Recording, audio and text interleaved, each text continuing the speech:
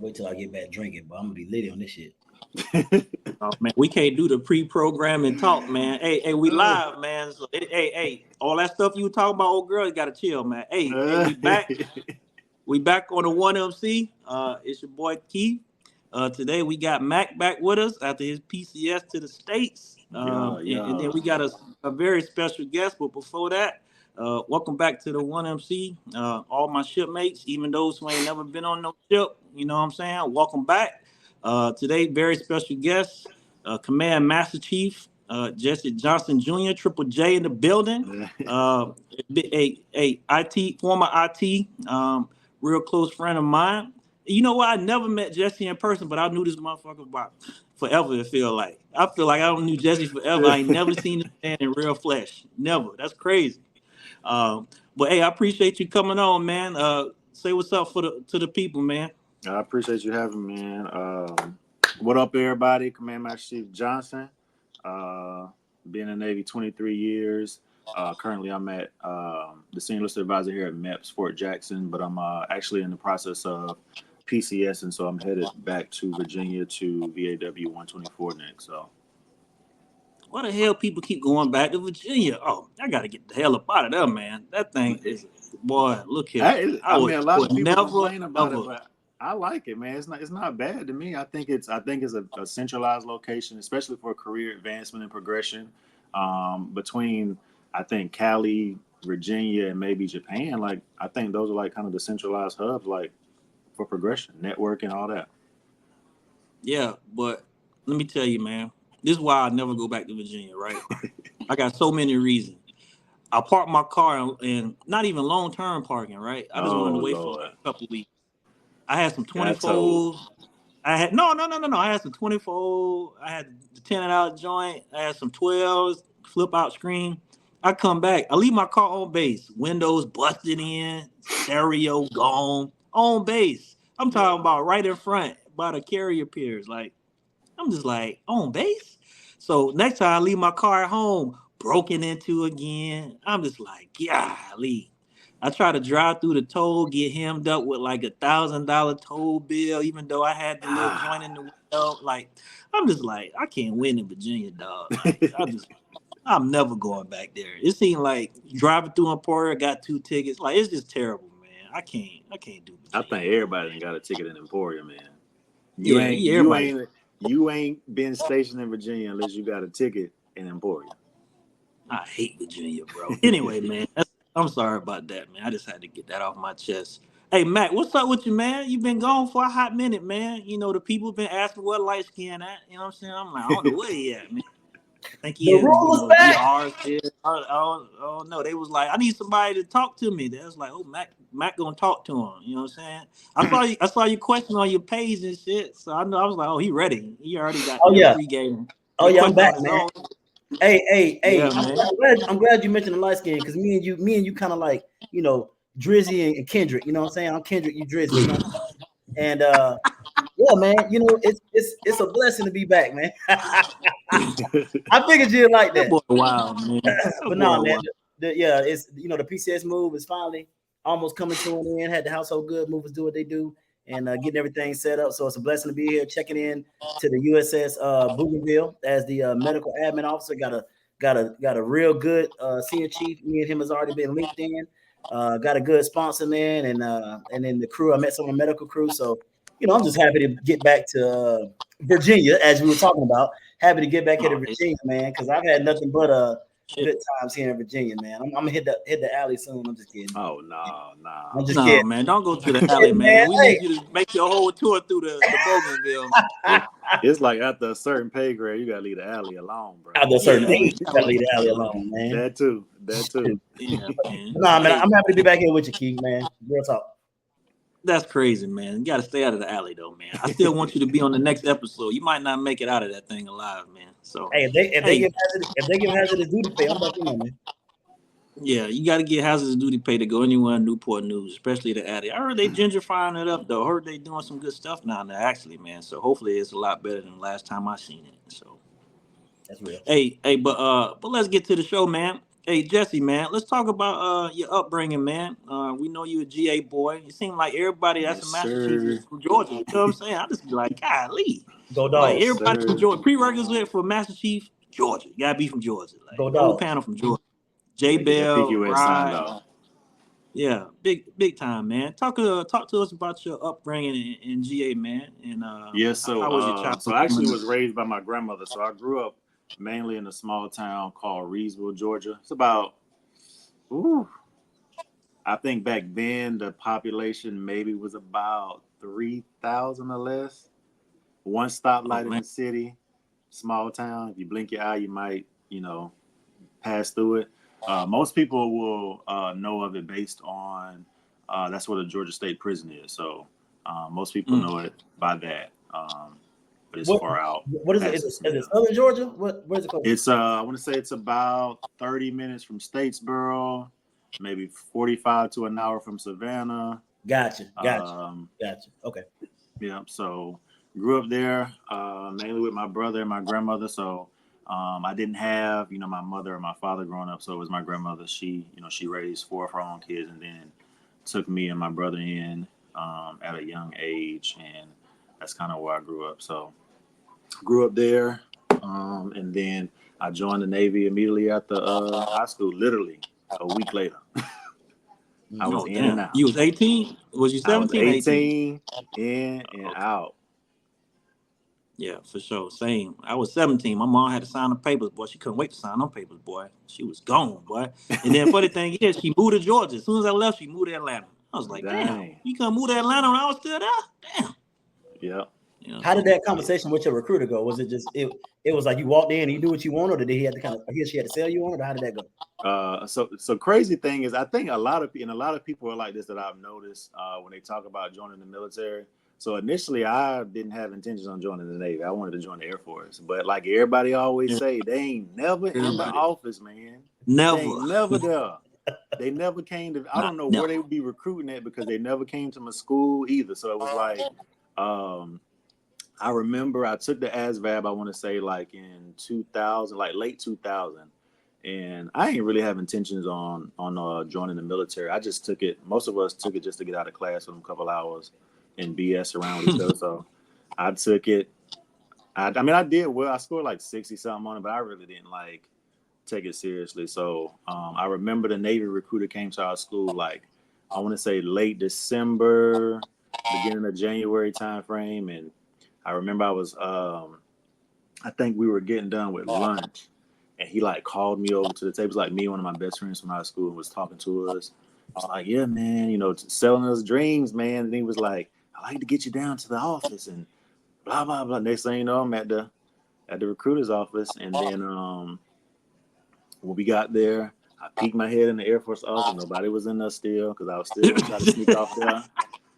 And then and then by That the boy, end of wow. January, I was in the DEP program, man. And back then, so with the DEP program back then, you could enter the DEP program for like 6 months and then automatically come out of boot camp as an E2. So that was the thing that they did back then. Yeah, that's dope. And we're gonna talk about that later, going from E1 to E2 to E3, how that's changed a little bit. Yeah. Well, yeah, so I mean, it sounded like a very easy recruitment for your recruiter. It sounded like he just, threw you a couple of pictures of some chains and some cars and some cash, and like, hey man, it could be you. You know what I'm He saying? lied. And He you was lied a like, little bit too now, because the crazy thing is, I oh, either wanted to do, because I told him I said either want to work with computers or I want to be a corpsman. Because my grandmother, she was a nurse, right? So I grew up around the hospital, environment with her a lot. Career day, we would go sit in the office with her a little bit while they, running around taking patients and stuff like that. So that was my only two interests. And back then, computers, the thing was, the big back screen computers. That was the oh thing, yeah, playing wide Oregon bodies. Trail on the computers during class Yes, and all sir. kind of stuff. So that was like my interest back then. Not the Oregon Trail. Yes. The throwback joint. I'm telling my age, huh? No, no, everybody. I mean, all us on here don't play some Oregon Trail. You didn't play Oregon Trail in high school. I mean, I play you Oregon you Trail in you a high young school, buck. boy. Yeah, man. So I mean, it seemed like a very simple recruiting process. So you come into the Navy, you get your job that you want as an IT. Let's talk about duty stations, man. So, what was your first duty station, and did it meet your expectations as far as Navy life went when you first got there? I would say no. And I'll say that for two reasons. For one, my recruiter kind of lied to me. He was like, "Oh yeah, you're gonna work on computers and blah blah." I didn't. The only thing I did on the computer when I first joined the Navy was check my email and do training. I was in tech control like my first 8 to 9 years of my career, so I didn't touch a computer. I didn't access nothing. I'm still looking for him to this day just to be like, "You lied to me, man. I mean, you set me up for success, but you lied to me." Yeah. But as far as the command, I don't think it met my expectations because I always tell people, when I first joined the Navy, it was kind of like I felt like I was learning stuff on my own, right? So I didn't even know what a bibliography was. I'm going to take the exam every cycle. They're like, Johnson, Yeah. you need to go sign your worksheet. They sending me over to Wild because I was at Nick Tam's Pack Hawaii. in Yeah. Hawaii. Yeah, I was at one of the desks. They're like, "Oh, you got to go over to Wild with sign your worksheet. Make sure everything's right." So I'll go over there, sign it. "Oh, Johnson, you got to take your exam this day. Don't make sure you go on time. Make sure you're not late." Nobody ever told me this is what you need to study. So I'm thinking like all the training I'm getting at the command is what's going to help me. No, no. So I probably took the E5 exam 4 or 5 times while I was there. Never advanced while I was there because, again, nobody showed me what to study. It wasn't until I left that command and I just happened to go to the Roosevelt, which was in Norfolk, Virginia at the time. I went to a C school. Back then it was TST school, right? So that Yes, sir. exam, that particular cycle, because I was in there from January till about April, just happened to be tech control heavy. So I'm in TST school, took the exam, and I advanced from there. Well, what year you went to TST? I went in 2005.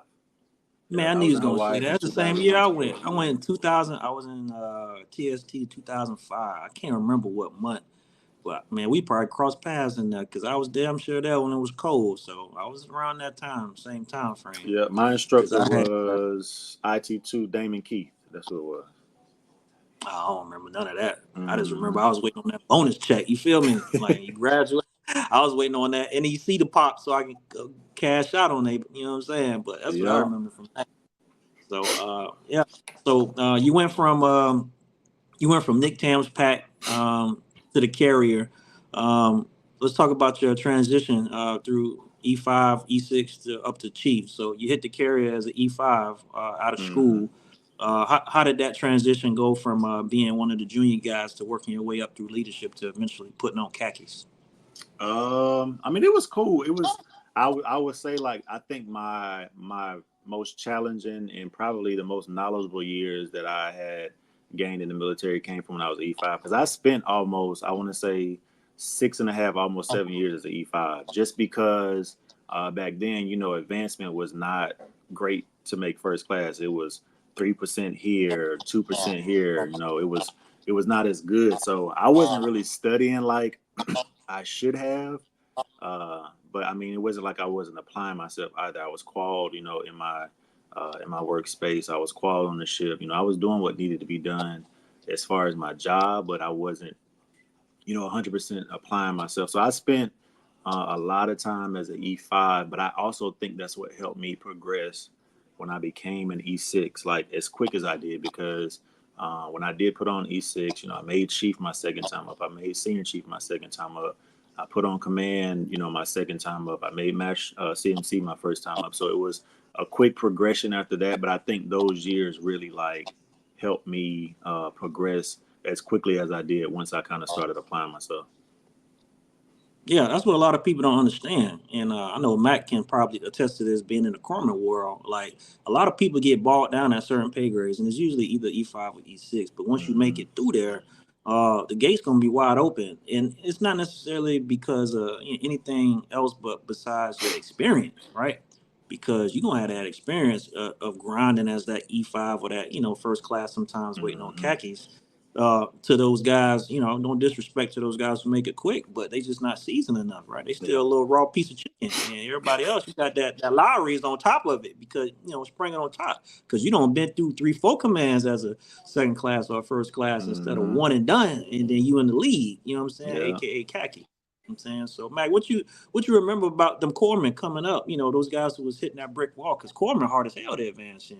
Yeah, Especially it's back then. yeah, and it's funny because when Jesse just mentioned about back then when the advancement rates were, he mentioned like 3%. I could remember that vividly as even going up for E6 when I was coming up was about 2-3%, and before that it was even worse. So what some people don't know, especially the newer corpsmen, right? A lot of the older corpsmen know this, but at one point in time, hospital corpsmen and dental techs were separate, right? We used to Oh call yeah, DT. yeah, we used to call them DTs, right? And then we had ATMs. But because the promotion was so bad for those two rates, they merged the ATMs and DTs together so they could bring those quotas together, and then you could hopefully promote better.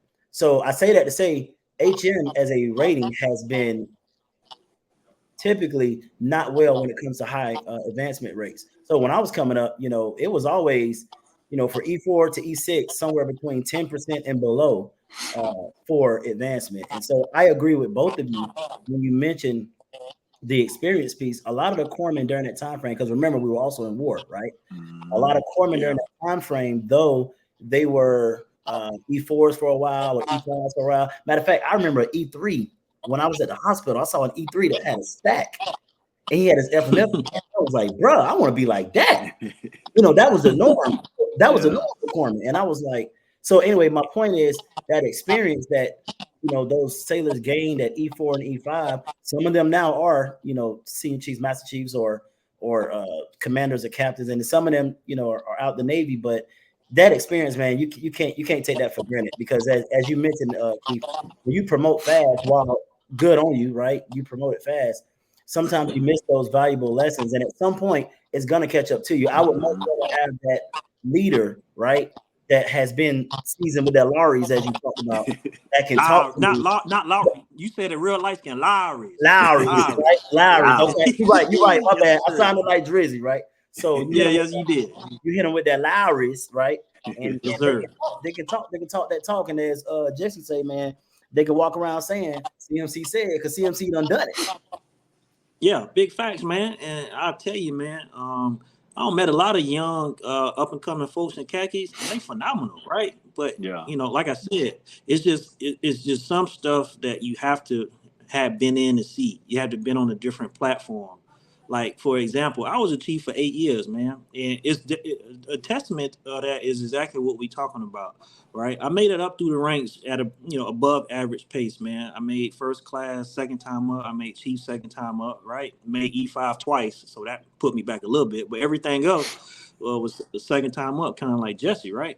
But when I made chief, I just didn't have the experience as a leader and multiple tools in my toolbox to really understand how I needed to perform to get to the next level, to have my senior supervisors, senior chiefs, master chiefs, department heads see that I was ready to perform at the next level because I really just didn't have the experience to show them. All I had was the experience of somebody who was on the deck place doing the work. Not actually, the experience of leading people to get the job done. So it took me a little while to get to the next spot, though, right? So yeah, full testament to a lot of the stuff y'all said too, man. But so Jesse, you put on chief, man. How was that experience, man? You put on chief. What year? What class were you? I put a 1, 2, 3. So I put it on in 16. It was, I ain't gonna lie, it was nerve wracking. I had just left the CB, so I left the CBs in May of 2016, got to ATG Norfolk. Actually ATG Atlanta. The crazy thing is what most people don't understand, there's a staff side and then you got ATG Norfolk. So Atlantic is the staff side, which is upstairs. Norfolk is the basically the worker bee side. They're the ones out there on the ships. They're the ones out there, providing the training and all that stuff. So got to ATG Atlantic. Had been there maybe almost 2 months. So back then they had about 300 chiefs or so, maybe 70, 80 senior chiefs, maybe a good 20 Master Chiefs. So I didn't know nobody when I got there. And then when I found out I made chief, right, I still really didn't know nobody. I only knew really one chief, and that was he's a CMC now, Jonathan Rivera, right? So he was one of the main ones that kind of reached out to me when I first got there. I was going to CPO 365, you know, pretty much every week, and he sat me down one particular week and started talking to me. So he was really the only one I knew. Everybody else, I didn't know. So it was a little nerve wracking going through the experience with, 300 plus Chiefs, every day for 6 weeks. But it was Hey, good. that's It was a good wild. experience. It wasn't, I don't Wow. think it was hard for me. I think because, like I said, a lot of what I experienced as an E5 kind of prepared me for, I think, a lot of the challenges or the information that I received when it came to what Chiefs do, kind of the developing and the leading aspect. And because I had did it, like I'm as an E5, I was an LPO, so I'm leading sailors already. I'm kind of, not to like brag or boast, but I think it kind of prepared me to go through that transition and kind of help me um, kind of figure out things quickly, if that makes sense. Yeah, that's not bragging or boasting, dog. You know what I'm saying? That's what the experience lent to you. Like Yeah. I've had to make people like when we had Hart on here, I had to make her the LPO as an E5. Like she was mad as hell, like cussed me out, crying and shit. But now she a monster, right? Yeah. So, Hey, I got a question well, quick too. I want to say, because you mentioned about your experiences at E5 and how it, molded you for being the chief and things like that. What about the upbringing from your grandma? How did that foundation, impact you being the chief and things like that? I definitely think that was a huge influence, especially like when I joined the Navy. The crazy thing was, like, my upbringing was very strict. My grandma was very strict. Like, we couldn't have company over. If she didn't know them, they weren't coming in her house.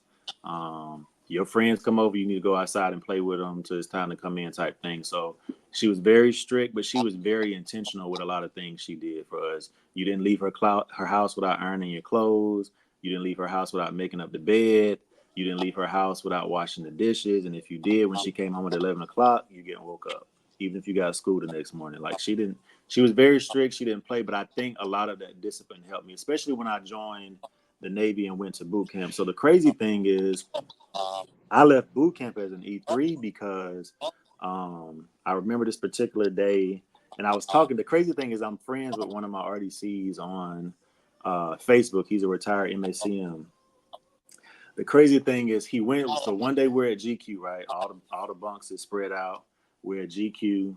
Everybody's sitting up front. He walks through the compartment. He's this short, dark skinned dude, gold tooth back then.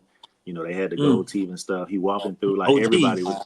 everybody was scared of him. I'm not gonna lie. Like, everybody was scared of this dude. He's walking through the compartment, and we looking back. He stops at around the area where, like, my rack was, and we looking, like, me and my bunkmate looking like, oh shoot, like, what's gonna happen? And he's like, he called everybody back, like, whose rack is this?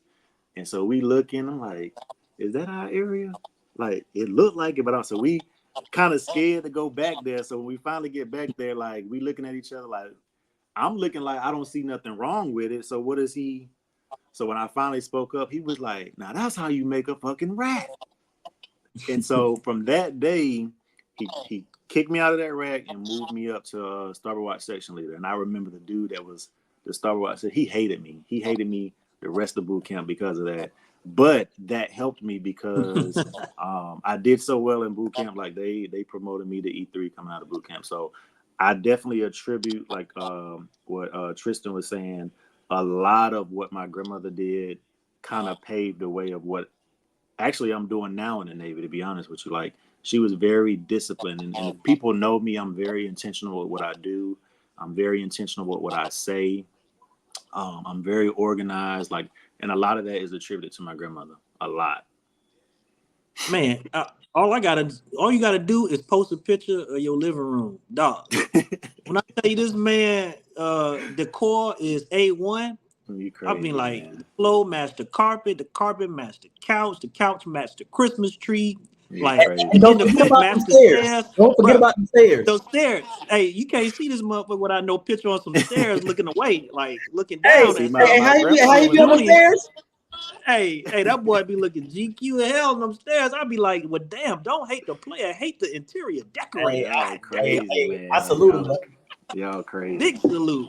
I say, man, I got a rug I've had for 15 years. And that thing, man, look, I'll be like, man, I got to get my shit together. I stop buying drawers and get me a new couch. I'm like, yeah, I'm Y'all looking at my crazy, shit now. man. That boy be shopping at God. Ethan Allen. Nah. Boy, look here. He be tearing that bit down. You hear me? Like, I'm talking about knickknacks everywhere, putting that bit on goddamn fleek in But that see, bit. that's Are how we my still grandmother saying on was, fleek? Is man. My that still, grandmother was can like we that. still say that? Nah, bro, we don't do fleet no more, No, bro. that's not. Well, that's Nah, real Kendrick of me. nah. My See you on that Yeah, junior. yeah. Super organized, super squared away. And that's always something that a lot of people don't understand this part of it. Sailors come into the Navy and they have their character and things they do intentionally is already built into them. Man. You as the chief, the CMC, the divil, the department head is going to influence that on the lower than 5% scale on your best day. Right? What they already is already built in them from their upbringing. I read a report Yes. one time that says most people are already mentally set by the age of 9, right? And you might get older, you're growing, your body's growing, your brain's growing, but the way that you think and you act is kind of already set by the age of 9. So that means the Yeah. way your parents have brought you up from the time you was a little infant baby to the time you really started to understand what's going on in the world is how your mentality is going to be set. And that Yeah. was crazy to me when I read that. So And I can tell big you, shout being out. here at MEPS and seeing how recruiting kind of intertwines with the sailors, airmen, soldiers, whatever, joining the military. Like it's like night and day from when we joined the military versus what we're getting in the military now. And it's like what you said, a lot of it starts with how they're raised, and it starts at a young age, and all that stuff is ingrained in them, so they don't know any different from outside of what they've been taught for those early years. Yeah, and a lot of people like, and no disrespect to nobody who wasn't raised by grandma, but a lot of people ain't raised by grandma. You feel me? Like grandmas, we used to be a little bit older back in the day. You know what I'm saying? Like they Yeah. don't been through some stuff. Grandma these days, they on Instagram 40, 41 years old, and they out here in Yeah. the streets too. You know what I'm saying? Yeah, Grandma back in the jerseys day and was in the crib, like laying it Yeah. down, like whooping people They're a little bit behind. You know what younger I'm saying? nowadays, yeah. Yeah, it ain't the same, man. So you can definitely tell somebody who's up was strict, disciplined, because they tend to be more squared away and more organized and kept well, right? Yeah. What the hell, Mac? What's wrong with Mac? This is why you can't have light skinned people That on boy the is pod. crazy. Yeah, he going crazy, man. So you made Chief, man. I know you knocked that out the park, man. I often see you post pictures from back in your Chief days, man. Very I had inspirational stuff, fun, man. man. I had fun with it. Yeah, I ain't gonna I mean, lie. it looked like it. It was. I was miserable, man. So I was in a situation to where they literally. I made Chief, right, and I got to start asking people this question, like, how did you find out you made Chief? Like, how did you find out? How did I find it's crazy. It's crazy how I found out I made Chief and senior Chief.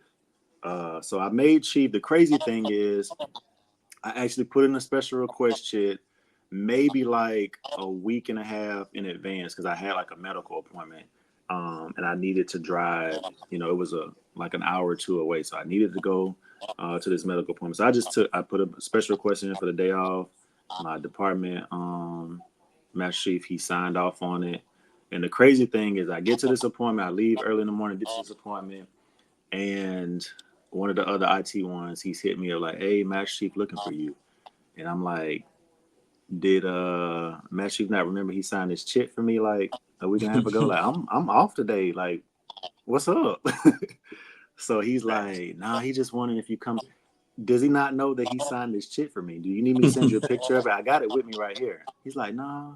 He just said, if you have time when you get back, just stop by, So okay, I do my appointment, and I'm driving back, and then he hits me up again. It's like, Master just wondering where you at.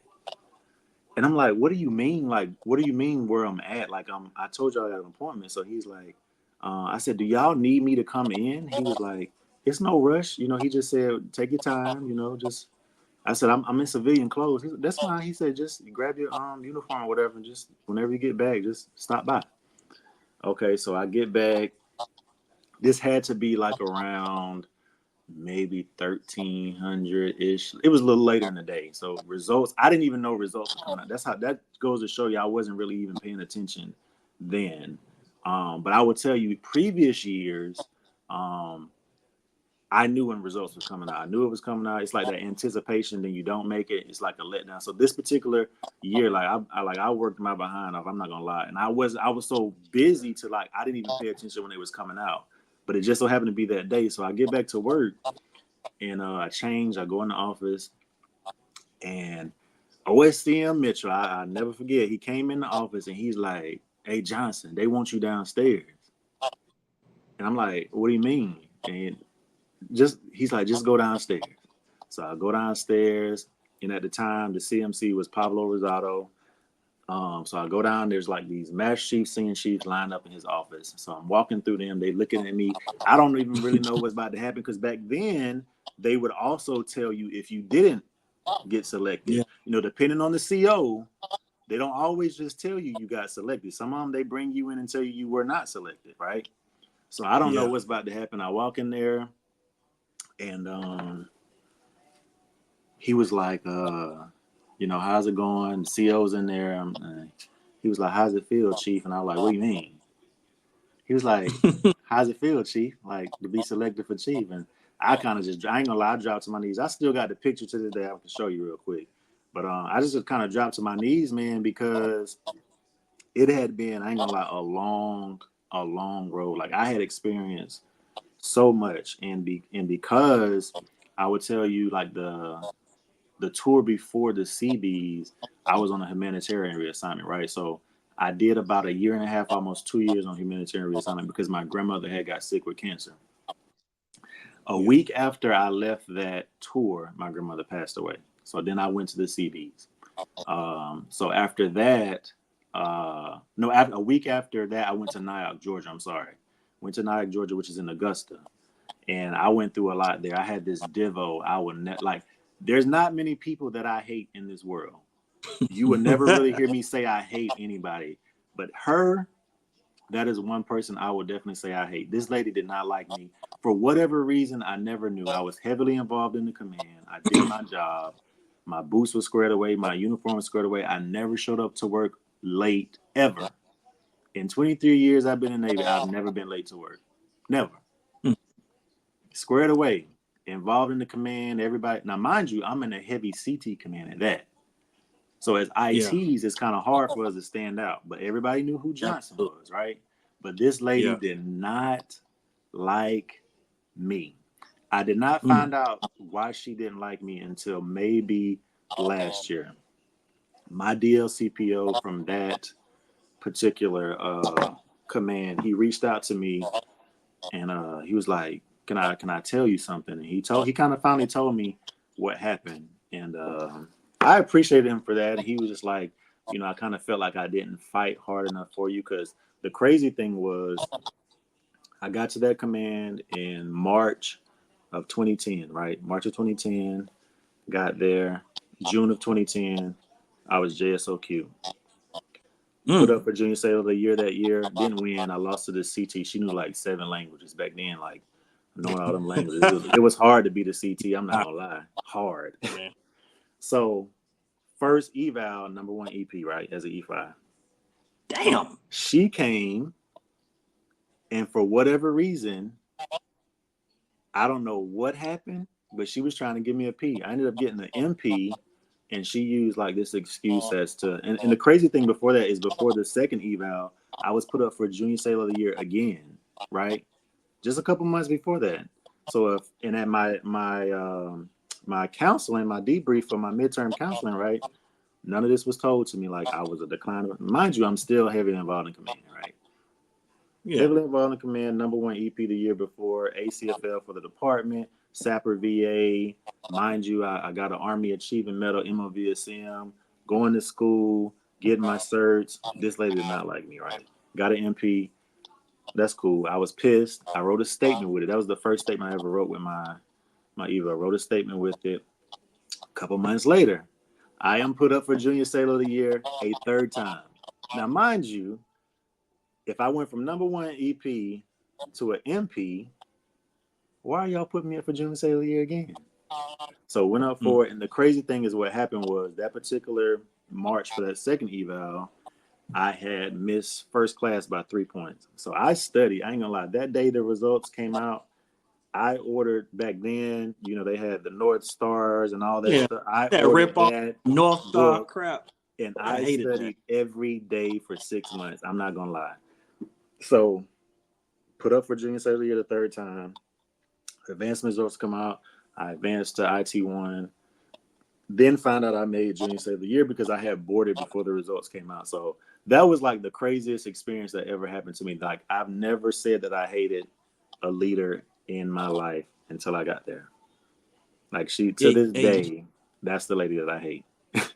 You still ain't tell her what happened. What's the tea? Why did she not like you? That's what I'm waiting on. So Why what she ain't I like what I found out was she was a prior CT, so she grew up in an era where it was predominantly male.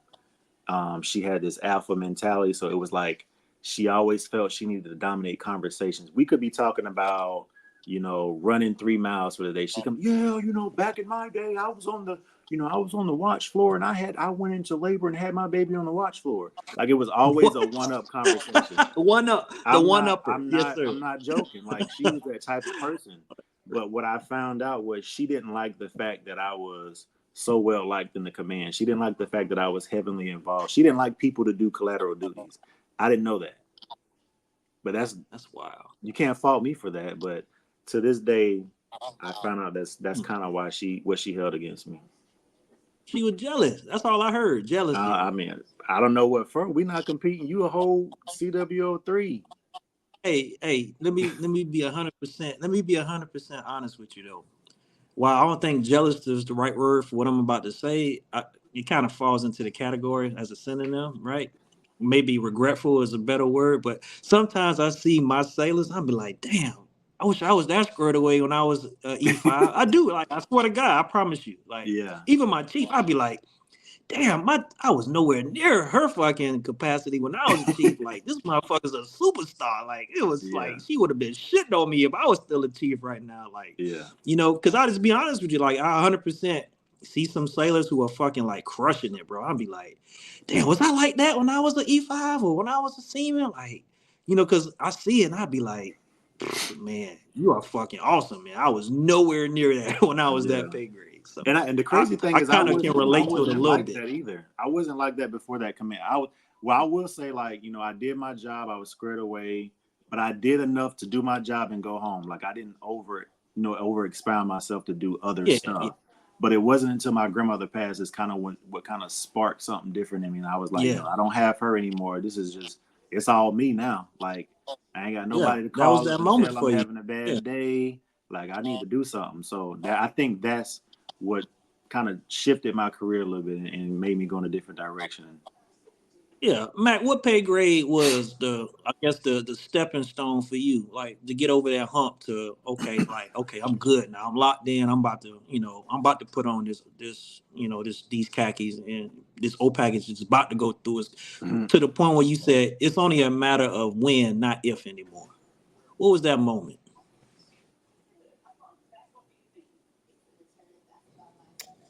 That's tough, man. And as y'all was sitting here talking about it, I kind of really didn't want you to ask me that question.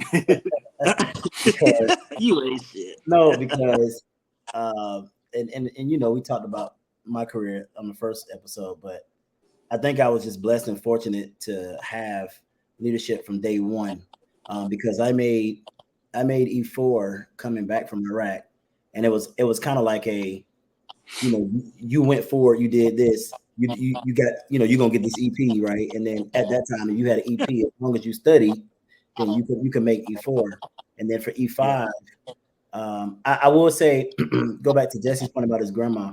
For me, and this is why I asked this question, Jay, is because me, my mom was the hell a thumbs up doing it. Anyway, because you got your thumb up. I'm looking like what the hell? My mom was and is and will be even whenever she passes away my intrinsic motivation. So when going up for E5, it was just I need to get out there and grind. I need to get out there and grind. I made E5 my second time up, and then E6 was the hardest one to make. But by that time, I was already linked in with senior leadership, and I always was following senior leaders. So whatever they told me to do, I pretty much did it. I made E6 my second time up, and then I went to the ship, and then came back and made chief my first time up. So I can't really say that there was a pay grade where the light bulb came on as far as going to khakis. But what I will say for me, there was a duty station where the light came on about what leadership truly looks like and what it is. And that was when I was an A school instructor, which is why I was so into what you Keith and Chief Hart was talking about when y'all were instructors, because I believe instructing, recruiting, and what's the other one? What's the third one? Recruiting, RDC. Not RDC, instructing, recruiting. And, RDC. RDC. RDC. I'm So RDC. It is RDC. Yeah, RDC, A school, and recruiting is the beginning of that. Yeah. I think those three, if you do that, you are open to a different side of things and what you see from that. So that was the light bulb for me, was instructor duty. When I saw those 18 to 22-year-olds that whatever I said, I was God, because I was a corpsman that had been deployed, and they were brand new off the street. And so I could tell them that I walked on water, and they'd be like, "You walk on water." And so I had to learn how to make sure that with that power, use that power for good and not for bad. You know what I mean? Nah, dog. Let me tell you something. That's not the reason they followed you. You know the reason why they was following you, dog? Because you light skinned. I'm going back. Oh, he light skinned, y'all. Hey, man. What he saying must be true. What he said gotta be true. He light skinned, y'all. I thought you was my friend. I thought we was locked in. Oh, hey, nah, we good, man. hey, but life as a CMC, man. We know it's got its perks. We know it's got its headaches, man. You leading the mess.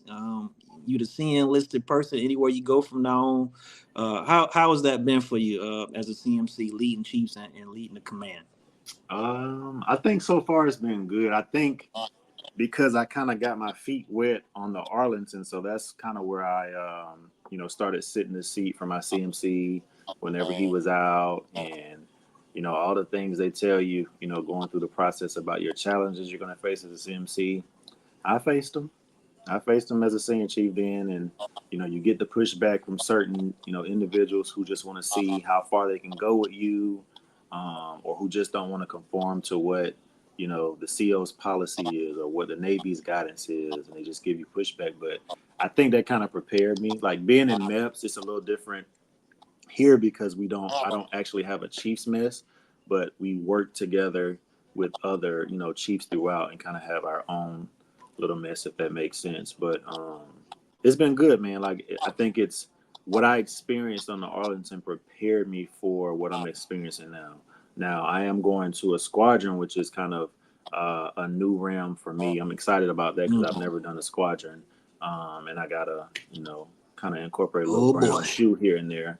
I'm gonna still wear my black boots someday, but nah. Wear those brown boots, bro. Nah. I'm gonna be a team player, and I'm gonna rock the brown. I'm gonna rock the brown.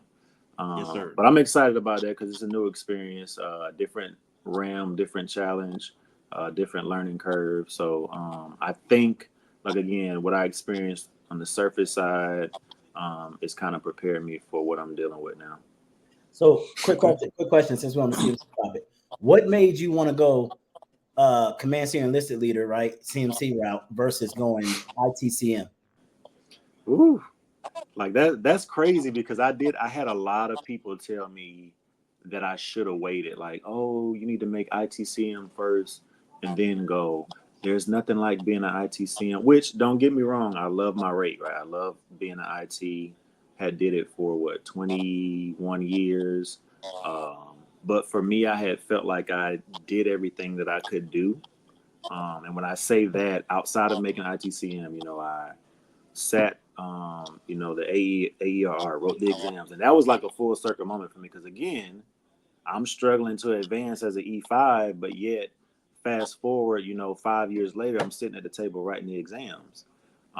Did rating symposiums, sat a selection board.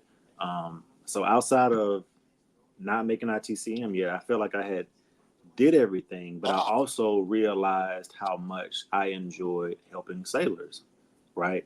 I noticed like when I got to the Arlington, like it was people knew I was coming before I even got there. And when I got there, I had sailors like, "Oh, I need a mentor," or "Hey, Jay, I got a sailor that want to talk to you." And it was crazy. It was a little overwhelming for me because what a lot of people don't know also is when I went to the Arlington, that was my first tour as a chief as well. I'm already a senior chief now, mind you. I made chief, get into ATG. And before I went back to the ship, I had made senior chief. So this is my first tour as a khaki, let alone I'm being thrown into the realm of being the DLCPO as well.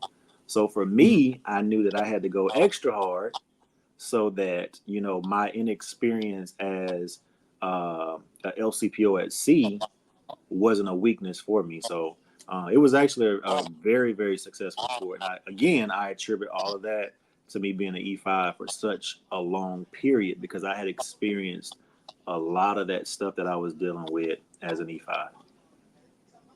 Yeah, that's dope, man. That's weird because you made chief and then made senior chief again before you got back to the ship. So you went from being on the ship as a E5, maybe E6 for a little bit, and then back as a senior chief, right? So And I had the that's folks crazy. tell me, "Oh, you're not gonna make chief without being LPO at sea. You're not gonna make senior chief without being LCPO at sea."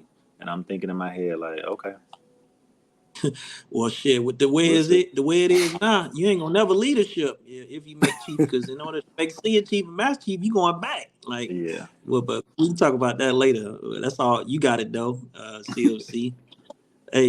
But that's real dope. Seeing that I met you as a chief and now you're a command master chief. Like that's that's crazy. We crazy, haven't known each other man. that long. Like it seems like every time the results come out, you own that motherfucker. I just be like, God damn.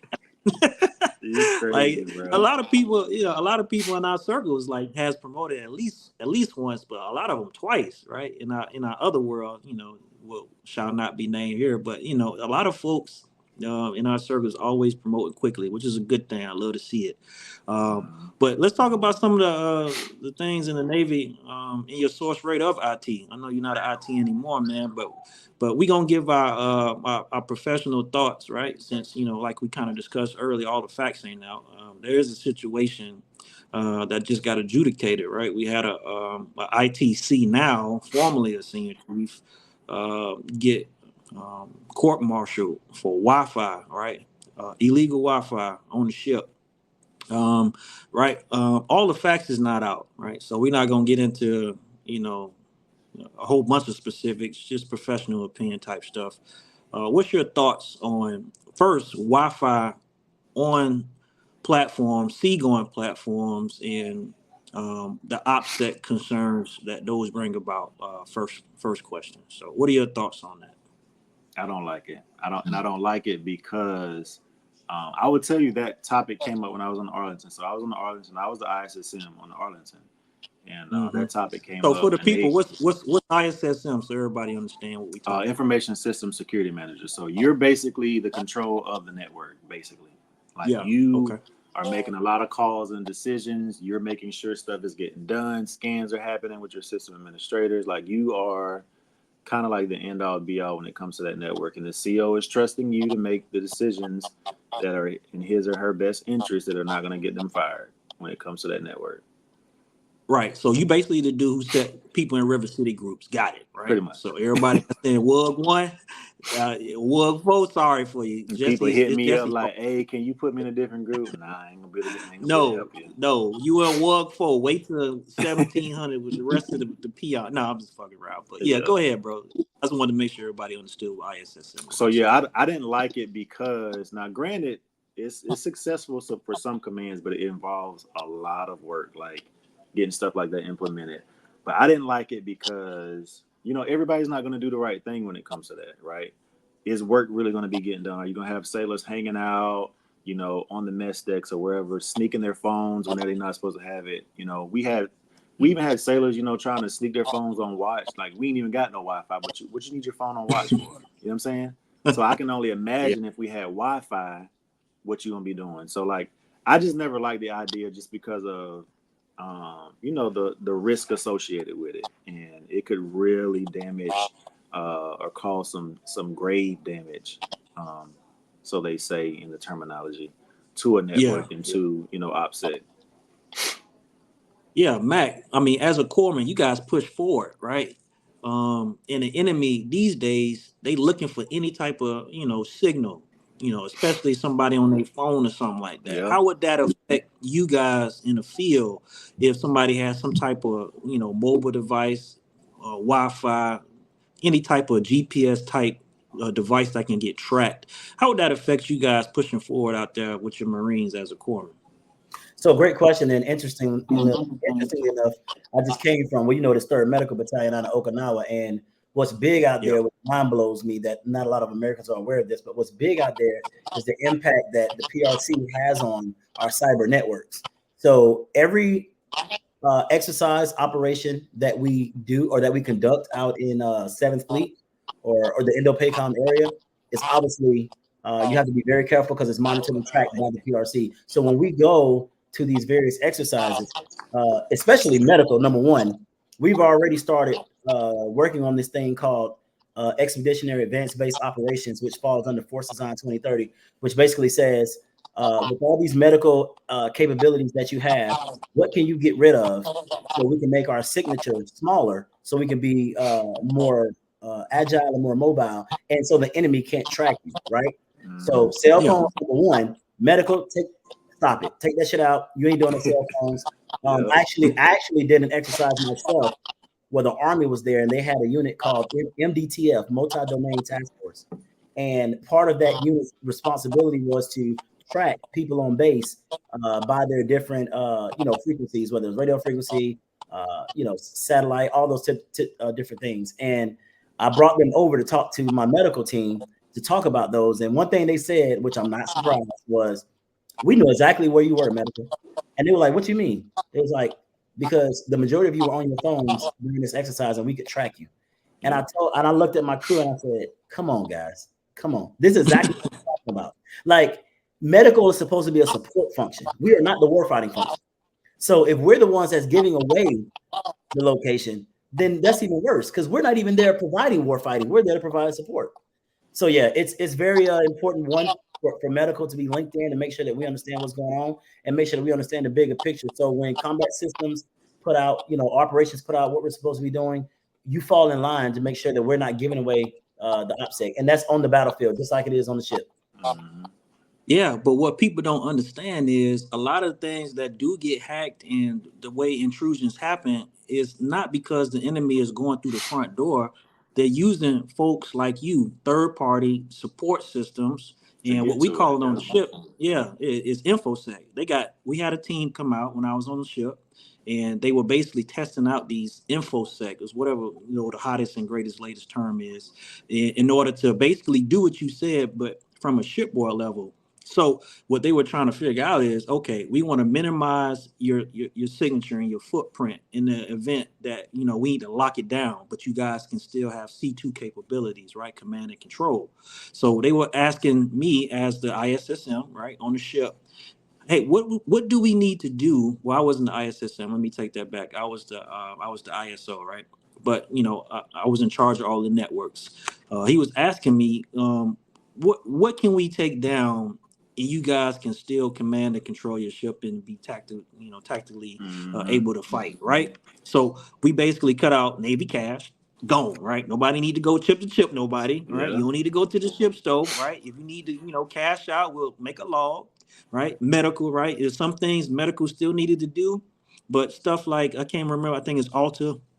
I think one of those was the systems that we want to go shut down, right?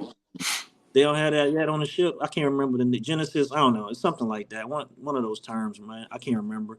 And then we basically just went down the line of all the secondary and tertiary information systems that we did not need in order to still fight the fight, right? Because that's what the enemy is looking for. They're looking for those soft targets that we're not really paying attention to. Of course, of course we have firewalls and everything up for SIPRNet and JWICs and all that stuff.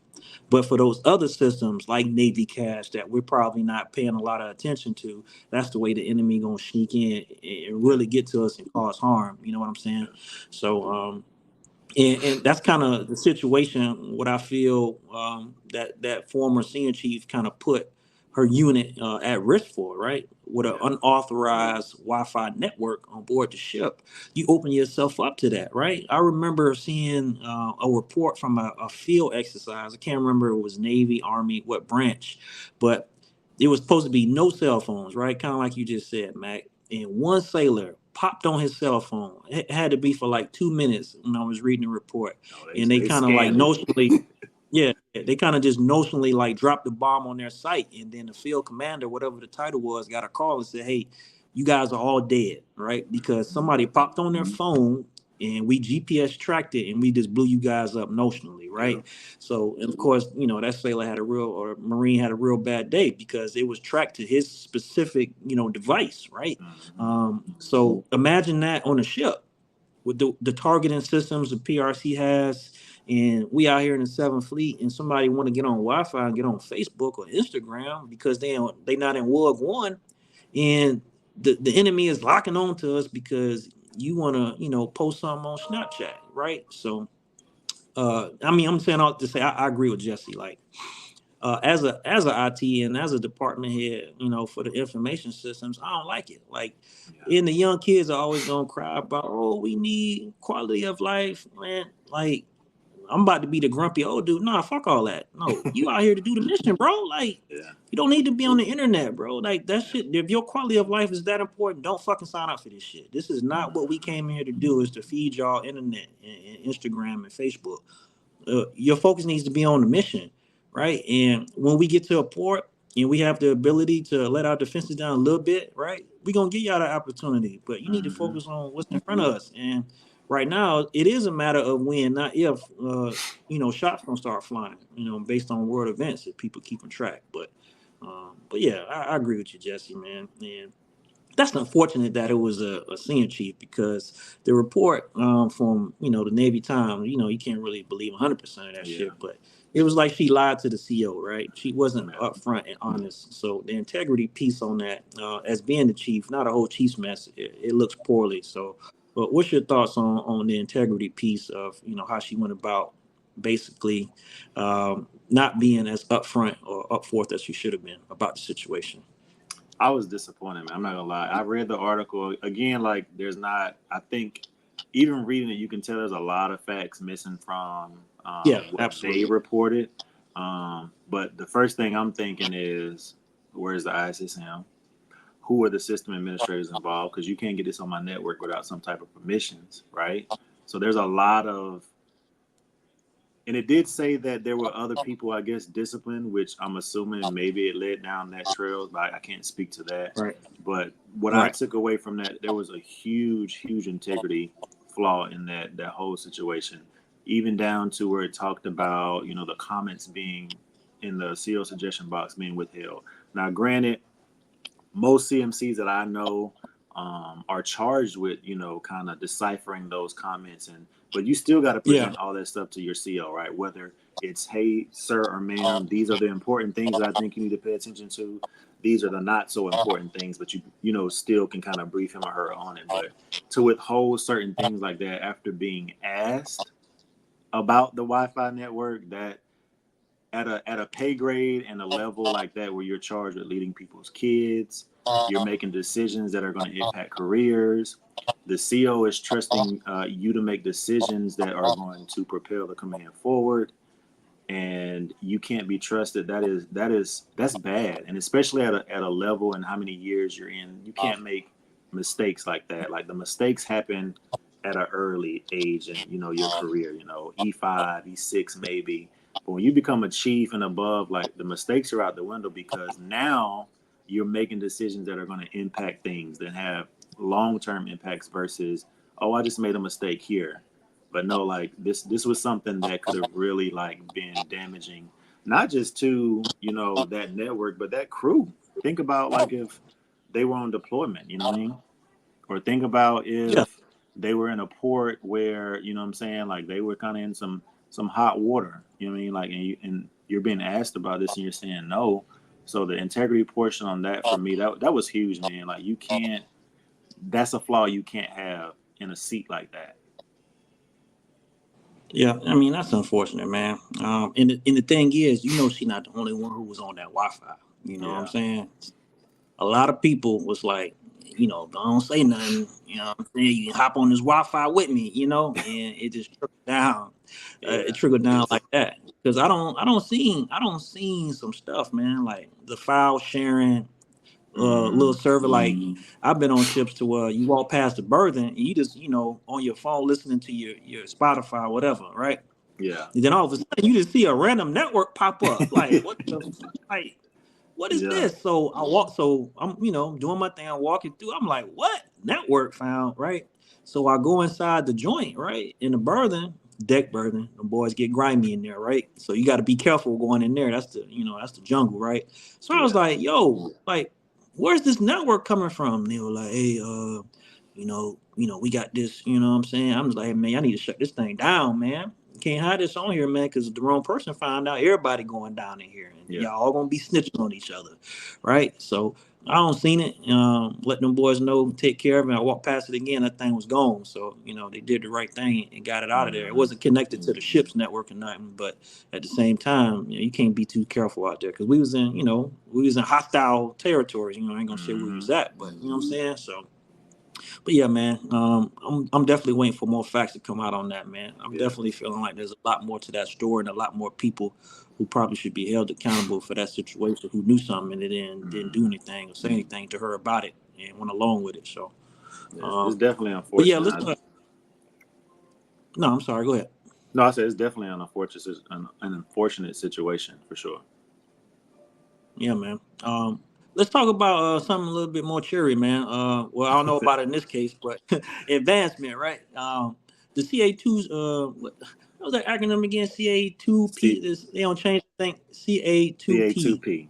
Yeah.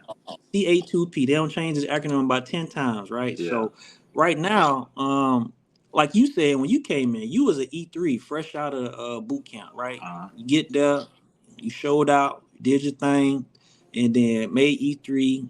And then how long until you put on E4? E4. I actually put on E4 because back then it was like 100%. So you took the exam, you Right, was right. advancing. So I put on But E4. I left A school like in November, December time frame. So I put on E4 like that next March. So like no, I put on E4 like towards the end of November, December time frame. So I got to Hawaii as an E4, my first dual station. so look, you basically was in the Navy less than a year, already at E4, hit the Mm-hmm. ground running, right? Mm-hmm. So these young men and women now, they're in a whole different situation, right? Mm-hmm. So breaking down the new time in service, right? These guys coming in basically have to just wait it out, right? E4 is automatic, which is a good thing as a pro, but now having to sit that time in service, right? It is that you think that's beneficial? You think they went too far with that? Should people still be able to advance at like the pace that we were able to back in the day? Fresh E3 boot camp performance, E4 fresh out the gate, or should we, I guess adopt this full time as we've already started to do? Should this be something that we move forward with? In my opinion, I like it, and I like it for a few reasons. I think with any type of new implementation of a program, of course, you're going to get the pushback. You're going to get the people who, oh, I don't like it, without seeing how it operates. If you remember, a couple of years ago, they came out with a nav admin about warfare devices, right, and the time frame and waiting with that, and the qualifications you needed to have in order to do those things, right? So I like it because it forces sailors to work on learning their job. right? Becoming SMEs in their job, working on their quals. They ain't got to worry about studying for no exam or, doing all these unnecessary things that are not going to help them right then and there. Because what they were seeing was a lot of sailors getting to ships and not really working on quals, like being dink. Dink was a big thing, like even on the my last ship or whatever. And that's something that, like, I took to heart because I didn't like sailors being on a dink list, because at the end of the day, you got X amount of months or a year and a half, 2 years, whatever, to work on this qual, and you mean to tell me you can't? We're on deployment and you can't get this qual done in 7.5 months? Like, that's crazy to me. So I think it forces sailors to actually work on honing their craft of learning their job, right? Becoming professionals and SMEs at that. And again, you're just waiting out the time to make the next rank, right? I think it's almost Mhm. like a given. You're not anticipating, oh, I don't have to study for this exam to try to make it. Let me wait this time out. Let me do all I can up until this point. I'm gonna put it on. So why not work on being the best and fully qualified at that pay grade until the next pay grade comes? Yeah, I mean, I actually also agree with this. I had a situation last command. I had a really hot running seaman. This dude was crushing it, man. Like, check on board, like, and just hit the deck plates running, as we say, right? Mm-hmm. And as a devo, I ain't had no chief at the time, so I'm like wearing both hats, right? Me in the first classes, right? So I approached the first class. I was like, hey, we should map, seaman so and so, the third class. One of the first classes, me and her used to bump heads all the time, right? Not really bump heads, but we would have agreements / disagreements, and then but this will stick with me because she kind of predicted this and forecasted this, right? She was like, why the fuck are we gonna map him? E4 is automatic. Make him wait, right? And I was just like, in my head, you always want to advocate for sailors, right? That's the way we're bred. I Mm-hmm. was like, nah, that don't make no sense. Like, no, he's a hot runner, right? He doing the job. He's qualified up to the full potential as a seaman, and even as an E4. Honestly, he was like 312 DC, already working on his supervisor call in the IT realm, right? And this is within like 6 months of checking on board. This guy was Yeah. like superstar hot runner, right? Prototypical. And I was like, I always defaulted to the first classes when it came to that. I very, very, very rarely was like, nah, I'm gonna go ahead and do this. And she made a really valid argument, like, no, make that motherfucker wait. Like, no, he's gonna get it. Let him get it. Let him do his thing. Like, let him Yeah. show his worth still, even more. And then when this policy came out, she was the first person I thought about. I was like, damn, like she kind of predicted this, like those motherfuckers wait, like, because they ain't going nowhere. Let them take time, learn their job a little bit more. Like, this motherfucker hadn't been cranking or nothing yet, right? And that's another thing I kind of just thought about. Like, this gives people on the ship, like you, them DLCPOs, a couple more people in the hopper that can't make E5 so quick. Yeah. Nah, get your ass on that MESDEX IT3. You know what I'm saying? You ain't making second Mm-hmm. class no time soon. Everybody got Yeah, to I do need the another time. DCPO.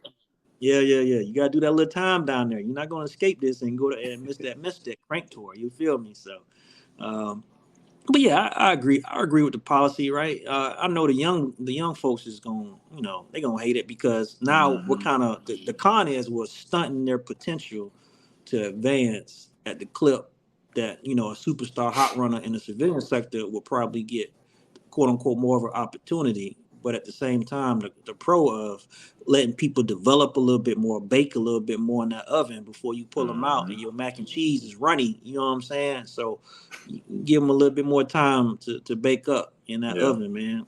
I agree. Mac, I know the corpsmen already be sitting around, waiting to advance, right? Do you think this is going the automatic E4 going to help or hurt the rate when it comes to how the corpsmen usually advance? Well, so we're talking about two different programs here, because we're talking about the command advancement, which is one, but then we're talking about the automatic to E4, right? So for the automatic to E4, and from what I've seen, some of the junior sailors talk about as far as corpsman goes, they're actually a fan of both, actually, because I think Jesse mentioned it earlier, when you talk about the advancement exam, corpsman rate was one of the hardest to promote off of the exam, because the rate as a whole, or the rating as a whole, is huge, right? Mm-hmm. You got corpsmen that are working in hospitals that are doing things like X-ray and pharmacy and dental and things that a general duty corpsman probably would never touch, but they needed to understand, all these different aspects of being a corpsman. So a lot of the junior corpsmen are actually happy about not having to take an exam versus now I get to prove based on my performance, which is why I agree with Jesse about now we get to have people out there in the fleet that's performing. But before I jump off that, I want to say my little spill on it too. I think for the command advancement to position, right? I think that this is like any command program, right? If you think about a command program that is ran by the CO or the triad and then ran by the mess in the wardroom, things like that, and all the leadership, the program itself, to me, right, is only going to be as good as the command makes it. Yeah. So, and I say that because I've sat numerous ranking boards, numerous map boards, insert whatever boards, I've sat a lot of them. And depending on who's the chair or who's heading the board or who's sitting at that board, I can understand some junior sailors' frustrations about what happens at that command. Because when I'm sitting at that table and I'm listening, I then have to be that person that speaks up and says, "Hey man, what the fuck are you thinking?" Like I get it. As you said earlier, Keith, you said advocate for your sailors. Well, I will advocate for my sailor, but let's say, for example, if I'm on medical, I'm on a ship, and you're in combat systems, and we got one quota, and your sailor, and I know your sailor is blowing him out the water. Did we lose Keith? Nah, we here. Okay, I think he's coming back. Okay. If I'm sitting on a let's say command advancement to position board, and you got a sailor in combat systems that's blowing it out the water, but I want to advocate for my sailor in medical, fuck that. And excuse my French, but no, we're gonna do right by these sailors, not by who we want to put in these positions. So the command advancement to position program is only going to be as good as those leaders that sit in that room. So those chiefs that are in that room, those officers, and especially them damn officers, if y'all got officers sitting on these boards, because they don't have the same experience as a lot of these chiefs, senior chiefs, and master chiefs that are sitting on these boards. So if they in there, you need to mentor that ward room, mentor them officers, make sure they know what they're doing. But when they're doing these grading sheets, and make sure that we are actually promoting the sailors that earn their right to be promoted. So that's my little spill on the command advancement to position. Just make sure you're doing it right, and that's at every level, from the master chief on to the captain.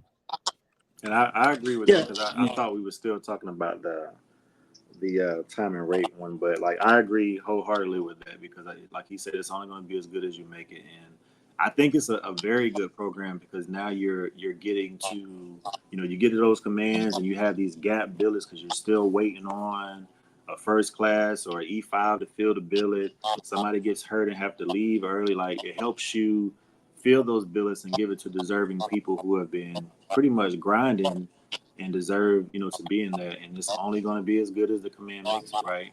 Being honest, the integrity part has to be there. Like, it has to be there if you're going to put people in those positions, and not just because I like this person. No, like, you got to show me the facts in black and white. It's almost like sustained superior performance when you're thinking about selection boards, right? You got to make sure that the person that is most qualified to be in that position gets it. Yeah, so that was my fault. So I kind of mixed the two together. Talking about the CA2P, that was my fault. Totally my fault. Thanks for bringing it back, Mac. The E1 to E4 advancement thing, that's separate than the CA2P. So my apologies for that. But I'm gonna be the keep it real. I'm gonna be the keep it real person, right?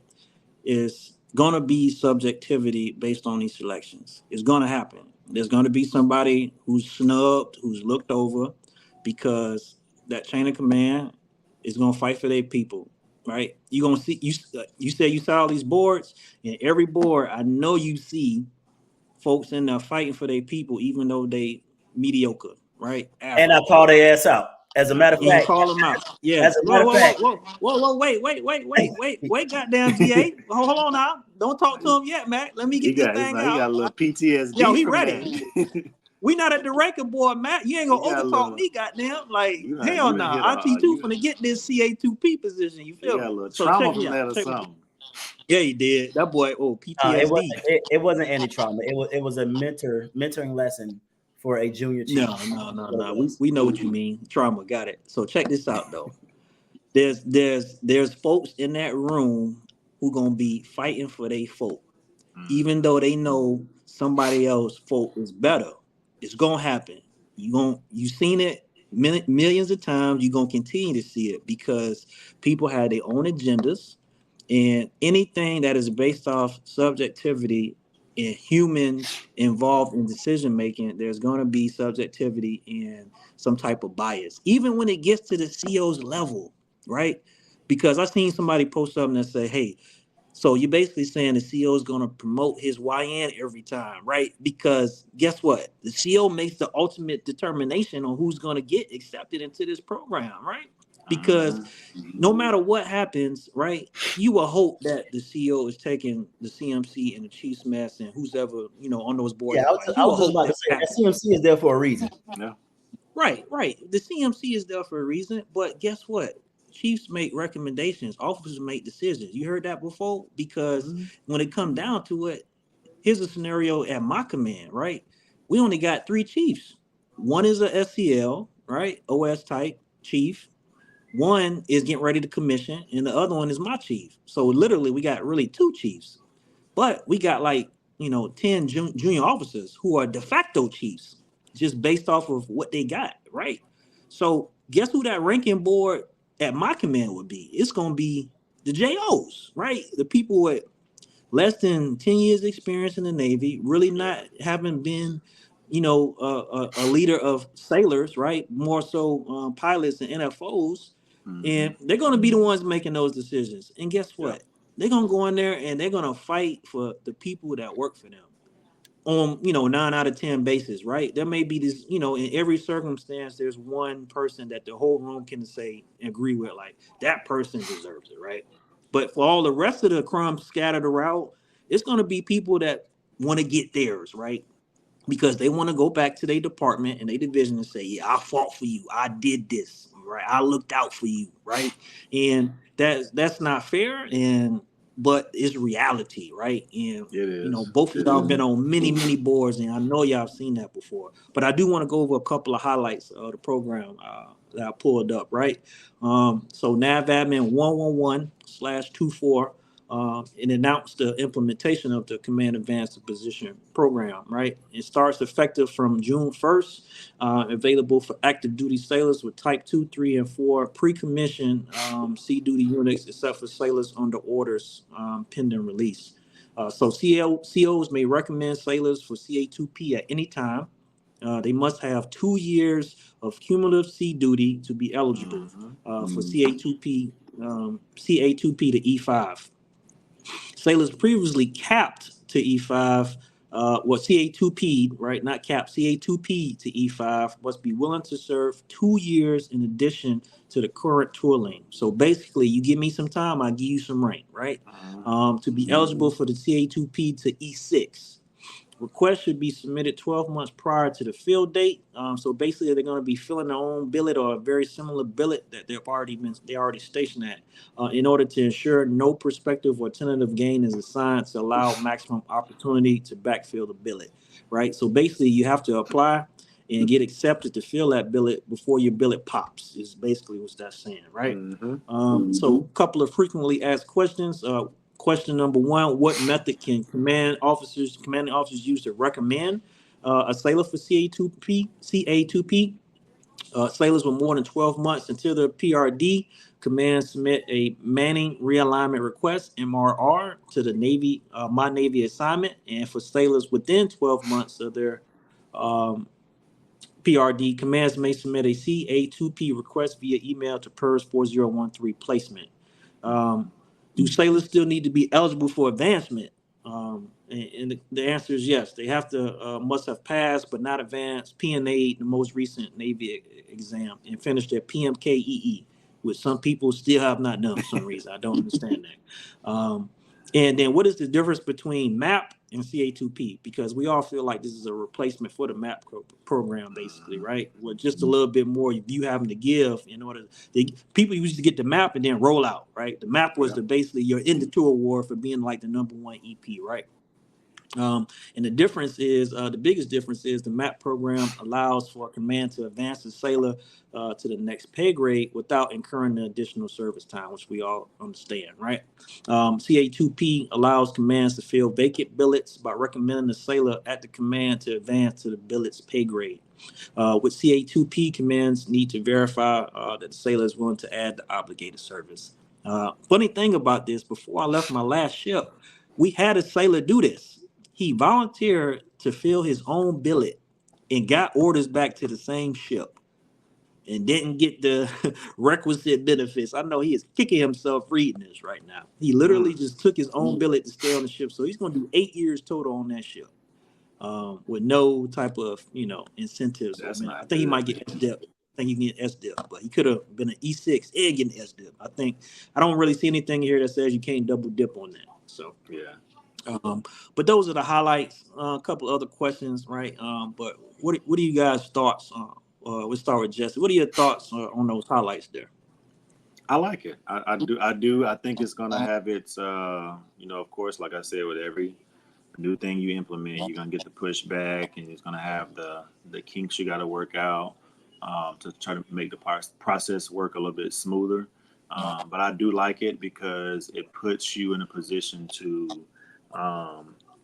not only advance the sailors that are deserving, but you put them in a position for progression as well too. Because think about when you map sailors, right? You may get a sailor you map to E5, but they're still doing a job of an E3 or E4 type thing. You know what I'm saying? Now you're putting me in a billet where I am performing at the pay grade that I just got, if that makes sense. Yeah. I think it's a good thing. I'm looking forward to see how it works out. Hopefully it's something that, I can experience at my next command too. And we have billets that we can fill and give to deserving sailors as well too. So I'm looking forward to see how it pans out, to be honest with you. Yeah. I just hope everybody stay on the up and up. When you're on them ranking boards, for real, man. Absolutely. Don't be going in there saying that EM2 and CS3 is walk on water when we see them. The eyeball test never fail. We know they tried. We know CS3 ain't scrambling them eggs like they supposed to, dog. Like, don't do that. That integrity thing, man. Like, when I go in ranking boards, I'll be honest. Like, sometimes I go in there fighting for other people's sailors. Like, if I know your sailor's better than mine, I'm gonna add to what you putting on, like, because he deserves it. But if I know your sailor ain't, your sailor ain't competing with mine, I'm gonna go hard for mine. But like, I think that integrity part comes into play. Like, you got to be willing to make the right decisions. Like you said, like the CMC has to be in that room to make sure that things are fair, that it's being done the right way, and honestly, the deserving sailors are getting that. Because you never know how many billets you may have to fill, or how many people get the opportunity to do that. But you got to have the right people sitting in boards. And I hope the CO actually mandates a physical in-person board happens, right? Not just departments push packages to the CMC or whatever the case may be. The CO makes a decision behind closed doors, right? It needs to be a lot of transparency with this, because you know what this can also do as a con? Cause a lot of hate and discontent around your command when somebody gets promoted. And then there was not a real, I hate to say it, like dog and pony show to, show like the Sailor of the Year boards. Like they do a whole present, like I'm talking about like an echelon 2 and 1 commands, right? To where they have everybody out there dressed white, formal dinner. And of course, I'm not talking about on that scale, but I'm saying you see everybody out there. Everybody's looking at their records and, fine tooth combing through, their entire resume before they get picked up for chief, right? Again, of course, not on the same level, but I would hope it's something at least, similar to that process, to where sailors get to actually, present themselves as the person who's going to be filling those roles to take that command over the next couple of years, right? Last thought for you, Mac. What's your thoughts on those highlights of the program?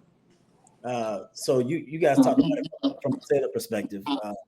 And then I think about it from a command perspective, right? So I think it's good for the command, right? It's yet to be determined how well it works for the sailors, but I think for the command, because a lot of these commands are having gap billets, so this gives flexibility for the commands to say, hey, instead of waiting for my Navy assignment piece, and somebody may be failing a medical screening or overseas screening or something like that, we got to say that right now, right here, that's performing, and he or she wants to stay in this billet or this next billet, right?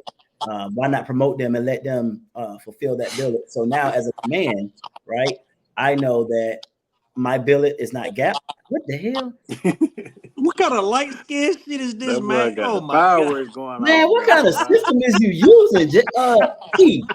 Man, what kind of electronic system is man! this, If man? that ain't the most light skinned shit I ain't never seen in Bruh, my life, you gotta get a dog. better part. You Oh gotta get a my better. god. What kind of podcast is this, bro? This man got me on That boy got the BBL Drizzy fireworks going podcast, off. man. Bro, I ain't do none of that, bro. I think you set that off. Stop playing, Nah, man. nah, He's but out here being professional and shit, and then goddamn you got sparkles this in the old, background. BBL Drizzy podcast going on, but yeah, no, from a command You perspective, I almost think it's train great. stuff.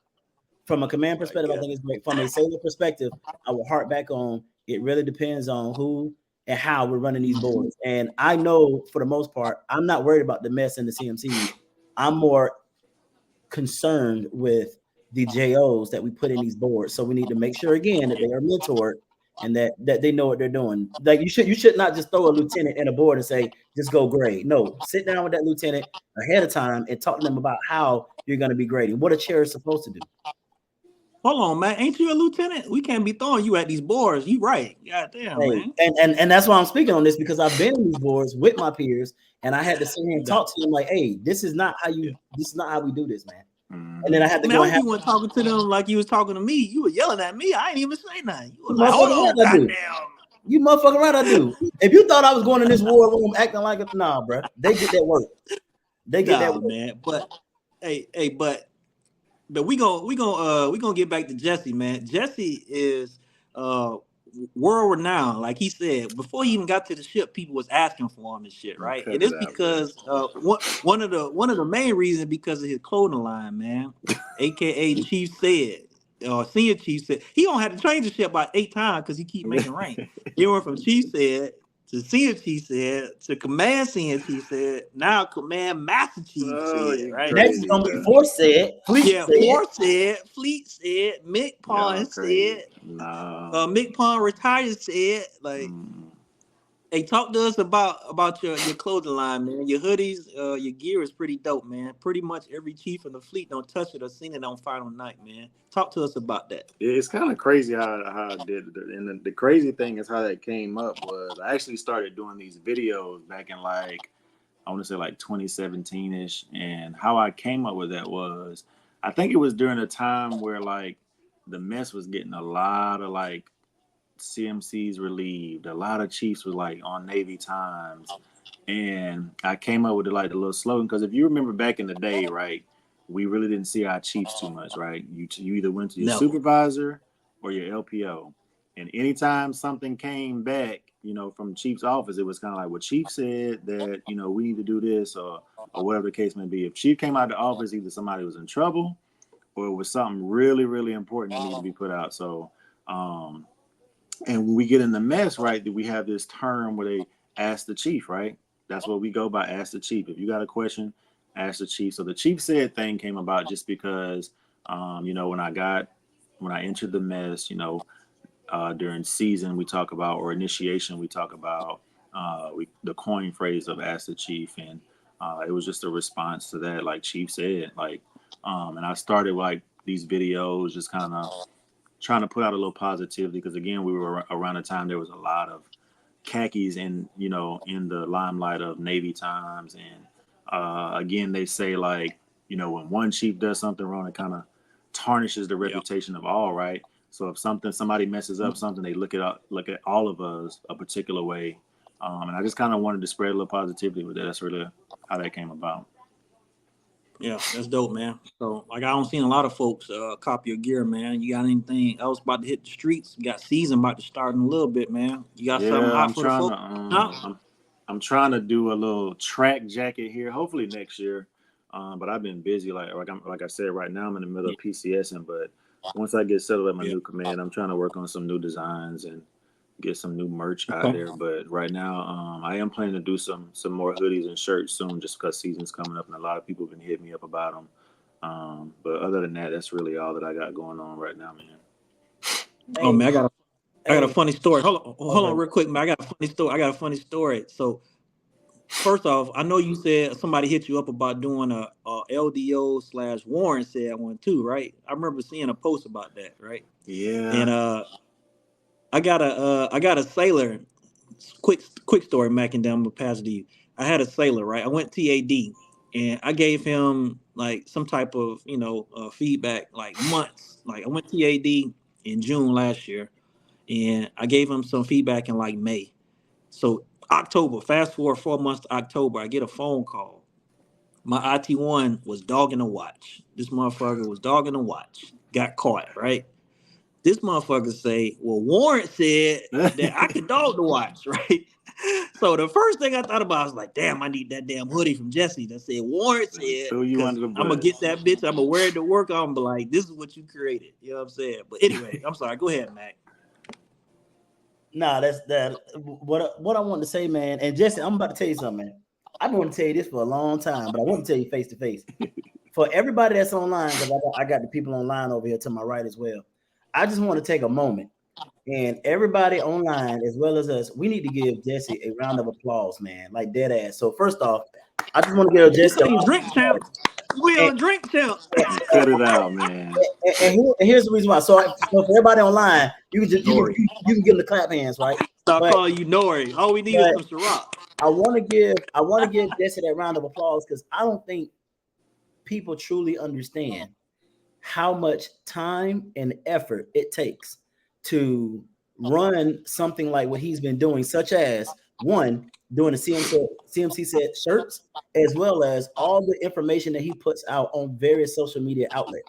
This guy's impact, right? And this is probably nowhere on his evals at all, but this guy's impact and reach, right? The numbers. If somebody were to do the analytics, the data of how many people he has impacted across social media and the various shirts that he sold and things like that, those numbers are probably astronomical. And I know that for a fact because while I've done something on the side with the corpsman community, this guy has done this for the Navy. And that's why his name is so well known. When he goes and check into a ship, these sailors already know who he is. They already welcome him aboard before he even gets there. So, but again, people don't understand probably the stuff that he has to go through behind the scenes with probably getting inundated with messages from social media to Bruh. emails because he's such a huge powerhouse. So I just want to make sure that we all gave him his damn flowers while we're here right now. Because we don't need to wait till he's in his grave to say thank you for what you've done. No, we need to tell motherfuckers right now, thank you for what you've done. So big ups to you, Jay. I appreciate that, man. Yeah. I appreciate it. You ain't lying about the message. I ain't gonna lie. Sometimes I'd be like, Yeah. bruh, at like Yeah, midnight, but though, really? where the butt at? I know you about to start frying him after that. What's the butt? What's the second part of that, Mac? No. There ain't no there ain't no buts because No, I'm fucking. No, I yeah, got you. we do butts too much. We just gonna keep it 100, keep it a buck. And he ain't the only one. He's the one that's online right now.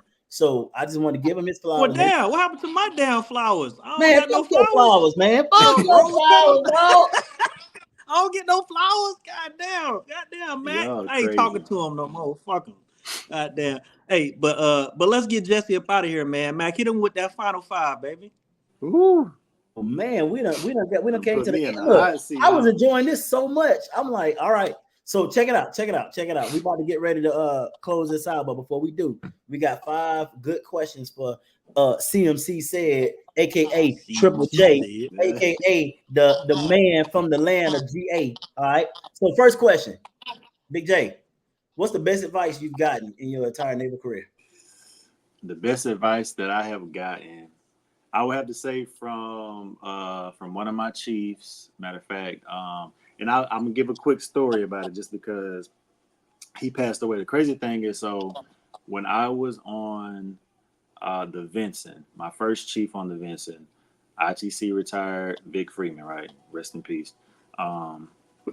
Like he was the epitome of what a chief was. Like he was the epitome of I'm gonna praise you in public, even though you just effed up. But when we get in his office, I'm gonna let you have it. Like he never embarrassed you in public, but he got on you behind them closed doors. He took care of you, even if like you did something wrong, right? He would make sure you're taken care of, and then he would handle you on the back end pretty much. And I remember there was a time where I was submitting my Hums package, and I talked to the command about it. Mind you, he wasn't my chief at the time because they had moved him to a different division and they brought in a new chief. So I let my command know, like, hey, this is what I'm doing. My grandmother, she's got a life expectancy on the line right now, and this is what I'm doing. Oh, we'll support you, yada, yada, yada. Okay. I draft the package up, submit it. Every other day I'm asking because I know with a Hums package, I've already read the instruction. I know what I need to do. I know the time sensitivity of it. So I submit it. Within a week or two, that package should be out into PERS. So like 2 weeks pass by, I'm asking like, hey, where's my package? Like my LPO, he's like, I'll check on it. Check on it. Nobody knows. 30 days pass. I get a call from admin, one of my friends, and then we all got them little hookups. Get a friend from one of my friends at admin. He's like, you ain't hear this from me, but they lost your package. Oh. But because, remember, I'm organized, right? My grandmother raised me right. I had about 10 copies of that thing, right? That copy. I printed, I put another copy together. But with that copy, I routed a special request sheet to have a special CO's mask with the CO. Put that on top, route that. It goes through. I'm getting called in the office every day about that request sheet. You sure you want to do this IT too? Absolutely. Yeah. Get called to the DLCPO office like every other day. You sure you want to do this? Absolutely. So when I had my date with the CO, I asked ITC Freeman at the time, like, hey, do you mind going with me? He said, absolutely. So we both standing outside the CO's office, parade rest. I'm looking at him like, why you standing like me? Like he's standing up too. Like, so we both standing there.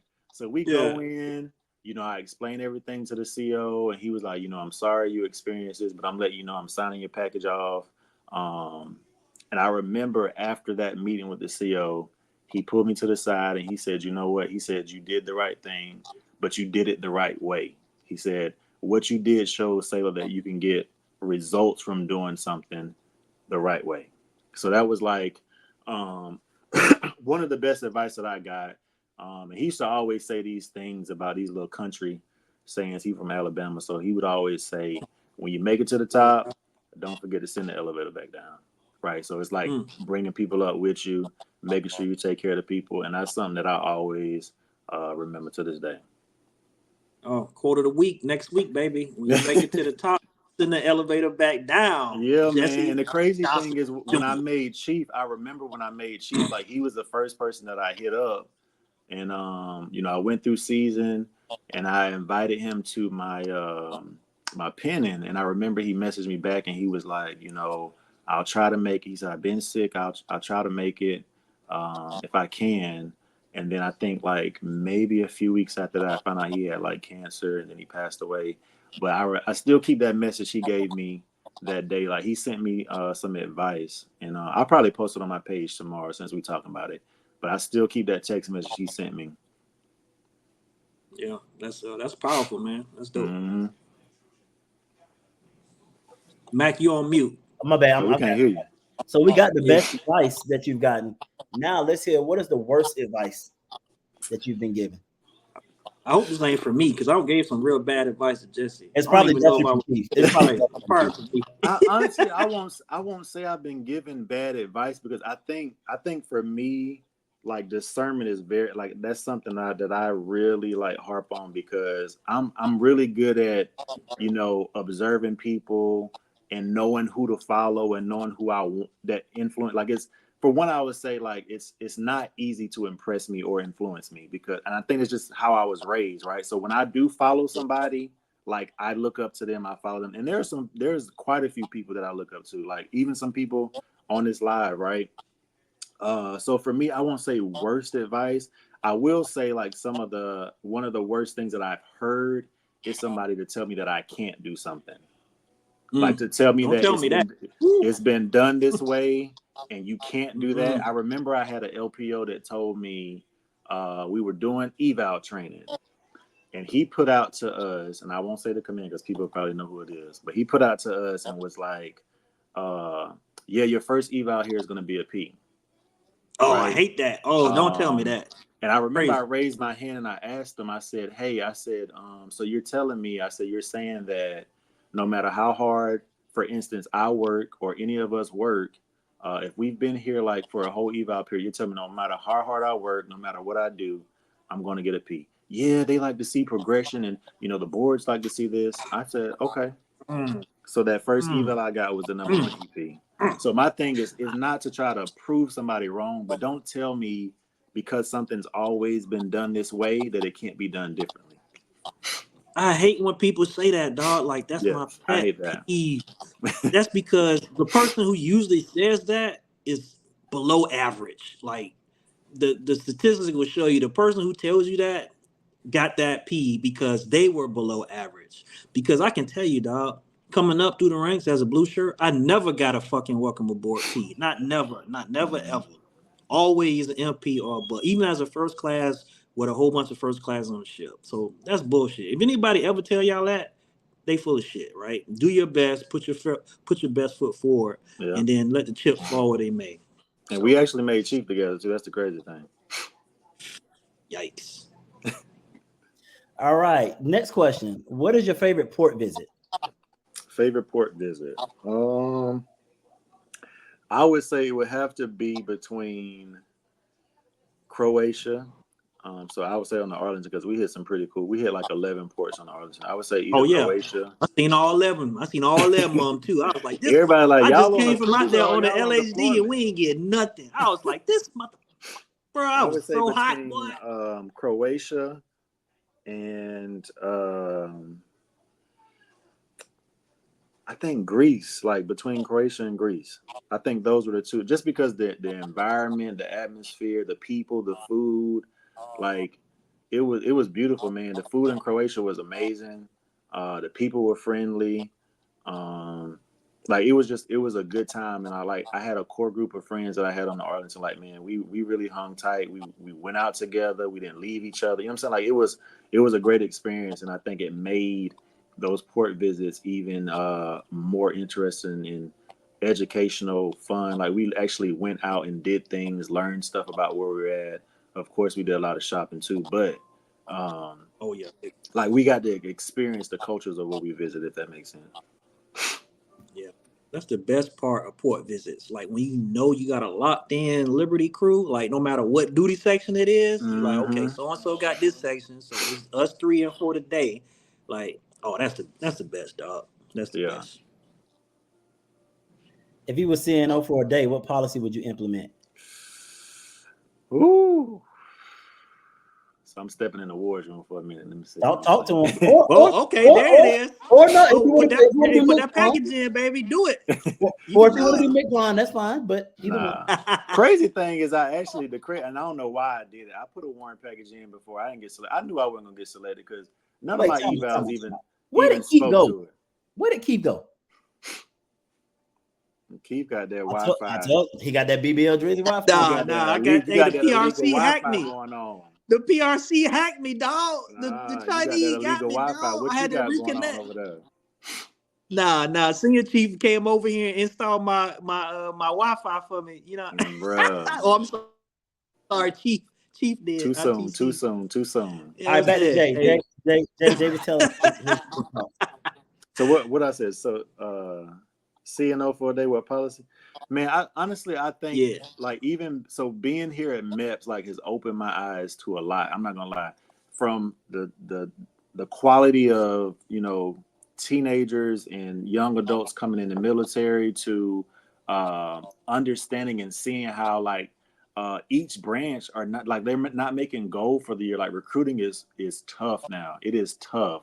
I think last year, and I could be wrong, but I think the Marines were the only branch that made goal for the year. That's Marines. So if I could change something, man, I honestly would say, and we're losing a lot of senior leadership too. Just as quickly as we're losing some of the the junior sailors, right?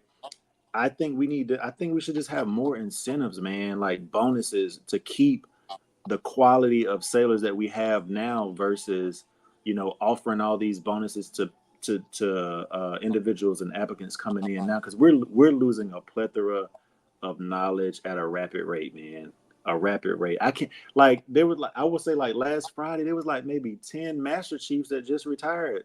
Like the Friday before, like, so many people are retiring and separating. I remember on the Arlington, man, I had a IT2. He got in, probably I would say I will put him up against any system admin across the fleet. When I tell you, dude knew scripts, codes, all kind of stuff that I didn't know nothing about, and I got a degree in cybersecurity.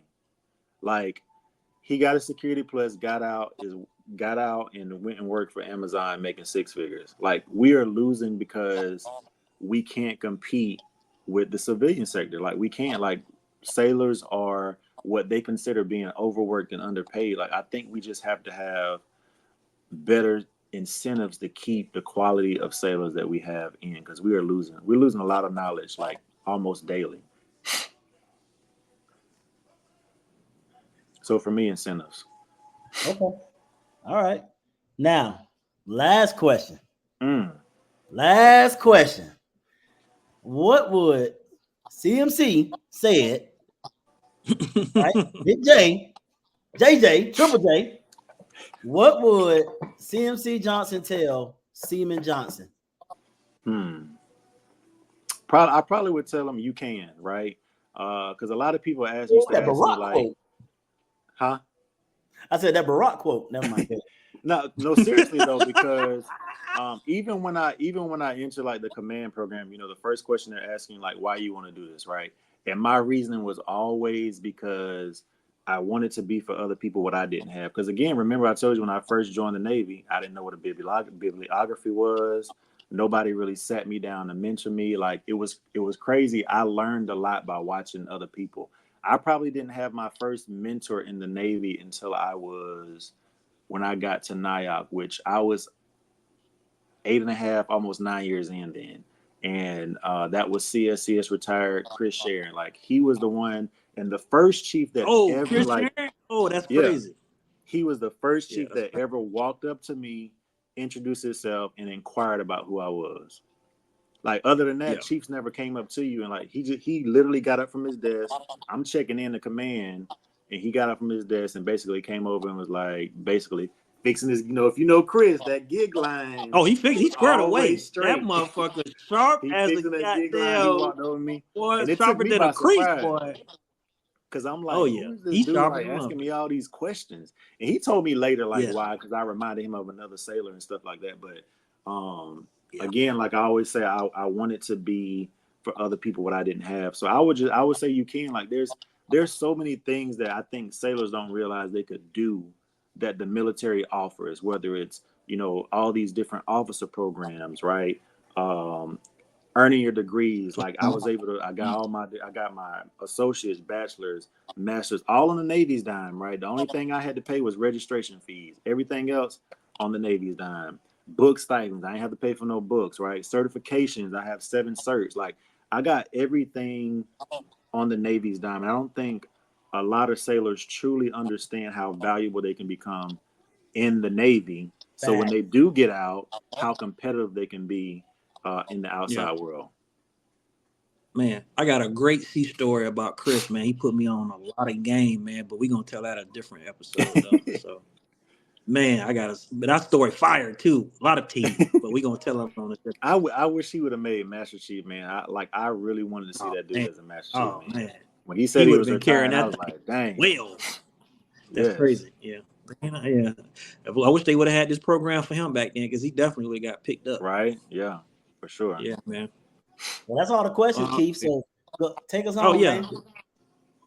Oh yeah, it's a wrap, man. So I appreciate you coming through, big dog. I know you're a busy man. You're in the middle of packing out and CMCing, and I really appreciate your time coming through to join us, man. So I appreciate much y'all, success man, for you at your next spot.